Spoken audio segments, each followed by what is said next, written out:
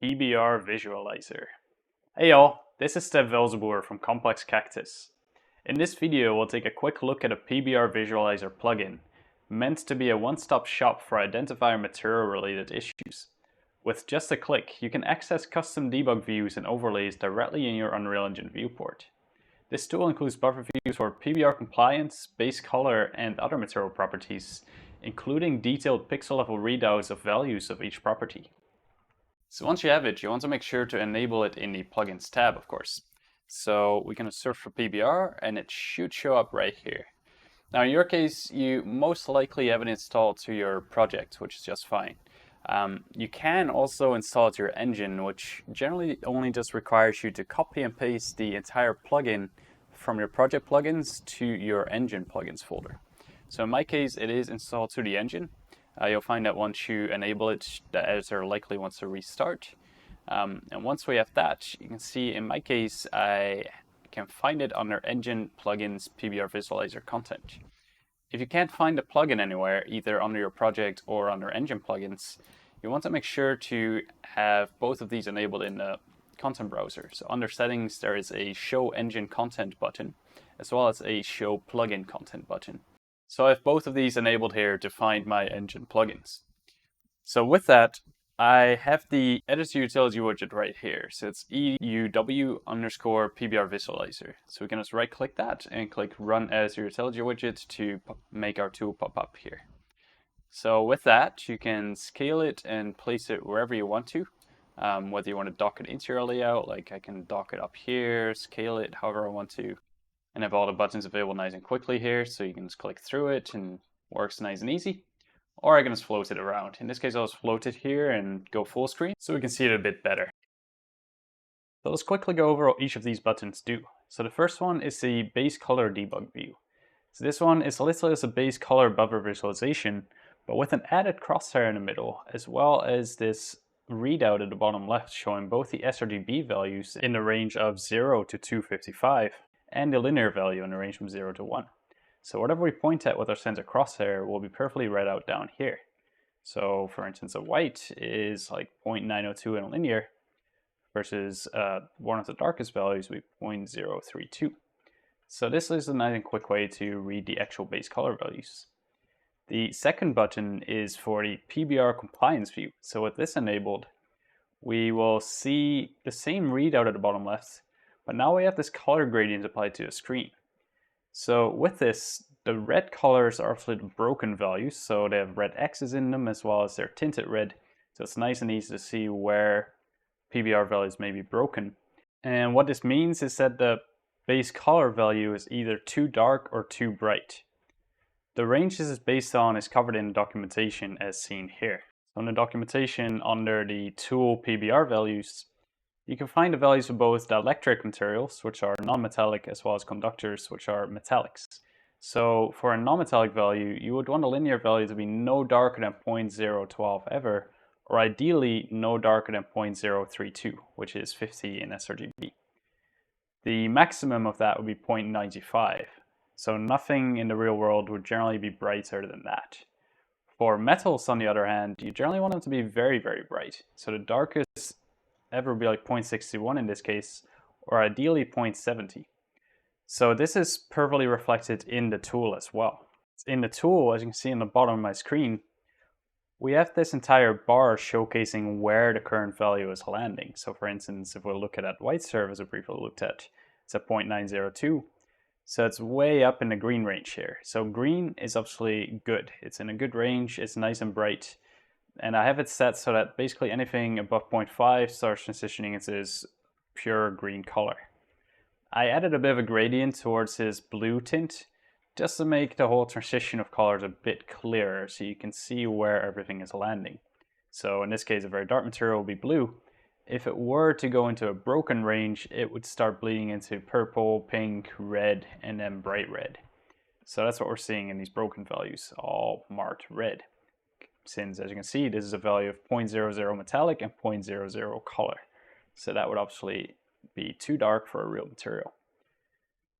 This view also takes metallics into account. So when I look at a metallic surface on the gun, for instance, you can see the metallic bar is now at a full value of 1, but the color value on this one is only 0.192 at the moment, which means it's too dark for a metal. Like any pure metal such as gold, aluminum, or whatever it may be, would be a lot brighter in the real world. So the rendering may not be accurate of this material with a value this dark. So it would be expected to be much, much brighter.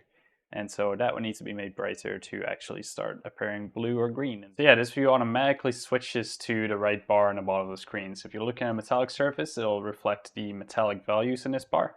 If you're looking at a regular dielectric surface, you'll see the regular dielectric bar here. So it makes it nice and quick to spot any potential wrong values in your scene. This is usually a really handy viewport to quickly just identify if there's any mishaps in terms of base color values across your scene. As for the third button, it's a full material debug button that shows you a whole bunch of different views at the same time. So it'll still keep rendering the default viewport in the center, but I'll show you all of these views around the edge of your screen, including specular, since there might be cases where you're flying around in a scene and something is just not reflecting as you would expect to. Maybe someone think of the specular. So this way you can very quickly see like, oh right, yeah, this box actually only has a specular value of 0.2, which might be fine in this case, but might have been an unexpected thing. So this just makes it nice and quick to spot any other potential unexpected side effects in your scene. So you can read the specular value right here, you can see the base color, you can read the roughness value on the bottom of your screen as well, so we can read the exact value different surfaces might have there. We can see the metallic value, so that way we can super quickly see what's marked as metallic and not. So that's always useful as well as the actual PBR debug bar again as well, so we can always see whether it's broken or not. We also have a world normal and AO added, just in case there might be any weird values there. You might find in some cases someone tinkers with the normals in a shader that might be pointing a completely different direction than it should. Or material image occlusion, if someone might have authored an image occlusion map in a texture that's a dark gray, for instance, it will light really strangely in a scene. So that's also a nice one to just quickly keep an eye on and prevent any potential mishaps there, since if you miss something like that, it can be very confusing looking at a scene and be like, why is this thing lighting so differently? So that's why I made this view, is to capture just a whole bunch of those different ones to hopefully identify any potential issues very, very quickly in your scene. And then of course we have the cancel button, which just backs you out of all of it. As a bonus, it is also possible to add the buffer visualizations to your engine to show up right in here. So as you can see, we have our base color debug, PBR compliance debug, and PBR material debug in here. So if we click that, we do have these accessible straight in here now too, which also makes them hotkeyable if we want to. So to do so, we need to modify either the BaseEngine.ini or the DefaultEngine.ini, which you might have in your project. Before you modify this, of course, like if you're working in a team, talk to other people that might be affected by this. These decisions are not made lightly generally in big teams, so be mindful of changing a file like this. But if it's just your own project, it's pretty quick and easy to do. So basically we just open the BaseEngine.ini in Notepad++. And this can be any text editor you want, by the way. It doesn't have to be Notepad++, but it's one I personally like for this type of stuff. So in here, we'll just look for sorry, my find is on the other screen. Buffer visualization, or just buffer vis, and it should show up. So there's this section called engine.buffer visualization materials. So all we need to do is just add the ones we want in here.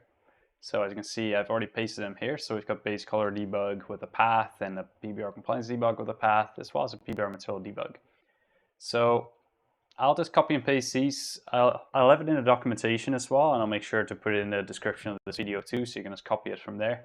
So as soon as it's just pasted in here and we save this, we'll have access to it in the editor right here, after restarting the engine, of course. If you then want to assign hotkeys, all you need to do is go into Edit, as or Preferences, and in here just find the keyboard shortcuts under General. And we can now look for our debug views in here. So for instance, if I search for PBR debug, we'll find our PBR compliance debug right here. So I set it to all 2. You can set it to whatever you want. We can do base color debug. You might need to remove other overrides if something else is already using this shortcut. It will likely let you know, and you can just override it if you don't care about the other functionality. But just be mindful of other things that might have similar shortcuts already.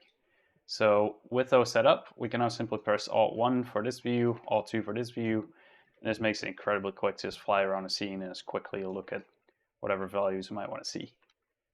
So super handy to speed things up even more. So just want to cover a couple of tips and known bugs as well. So one thing you might run into is when you use one of these views, the numbers might move around so much that it's hard to read them. This is usually due to anti-aliasing and or upscaling as well. Like temporal super resolution right now is cranking up my resolution, which causes the center pixel to always kind of be jittery and changing. One thing that would help, of course, is disabling anti-aliasing and disabling all of that. But we can just simply turn off real time to just avoid it from updating every frame, which helps us out a lot. So now we should see very steady values when looking at things. So that's one useful workaround when you see your numbers popping around a whole bunch, and gives us a cleaner, simpler image and makes it much easier to read these values. So that's in the top left of your screen. There's this real-time button here, or you can just press Ctrl-R. And as you can see, when I do that, everything flickers and numbers change a bunch. As soon as I press Ctrl-R, things are nice and easy to read, and it's a nice and still image. So definitely recommend when using the tool just turning off real time in a lot of cases, just to make things a lot easier to read and make things a bit cleaner.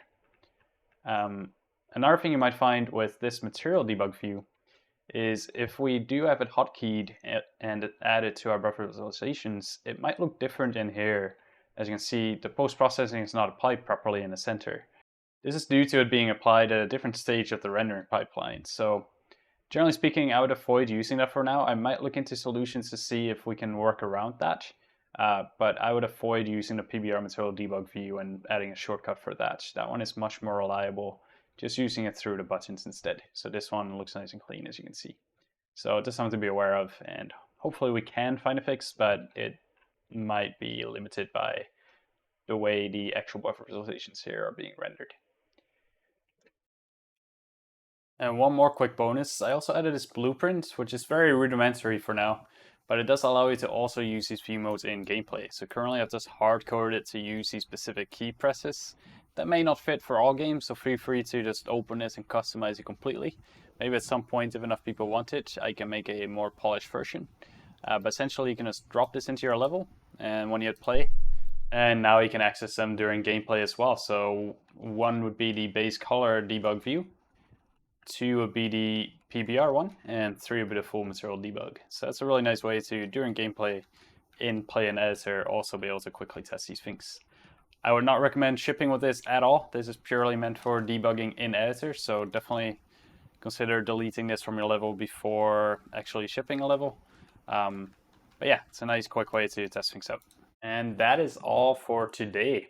If you have any questions or feedback, feel free to reach out in the comments on our Discord or go to our website and find us on any of the socials. Likes, comments, and subscribes are appreciated, of course, and until next time, cheers.